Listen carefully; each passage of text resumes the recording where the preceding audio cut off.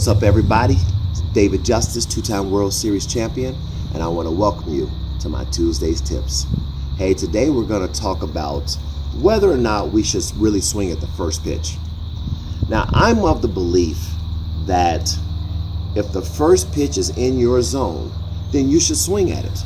But I was in a conversation here recently with a group of coaches who felt like you should never swing at the first pitch. And what I was trying to explain to them was, well, if you don't swing at the first pitch and you're facing a pitcher who has really good command and throws a lot of strikes, if you take the first pitch, you're already down 0-1. Your hitter is already in a defensive position. Instead of just telling your hitters not to swing at the first pitch, why don't you try this? Tell them to look for their favorite pitch. Tell them to look in the area in which, if they had their dream pitch, tell them to look in that area. And only in that area for a fastball. And if it's in that area, then you crush it. If it's not, well, then now you've taken the first pitch. Now, another piece that I would add to that is this, though. Let's say, for instance, I take myself. My favorite pitch would be a fastball that's middle in because I like to pull the ball. But if I'm facing, let's say, a guy like Roger Clemens, a guy who threw a lot of strikes, who could command the outer part of the plate.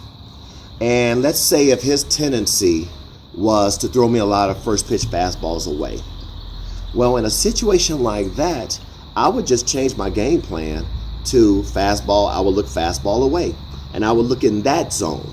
All right. And if he threw it there, I wanted to be ready to attack it and put a good swing on him.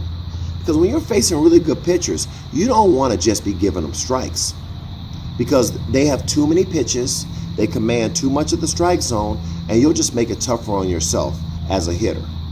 So if you're a guy who has notoriously taken the first pitch, let's look at it a different way.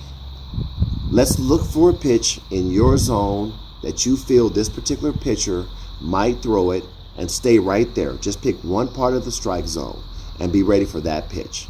If it's not there, well, then now you've taken the first pitch and you continue with your at-bat. Hey, that's my Tuesday tip. I'll see you next week.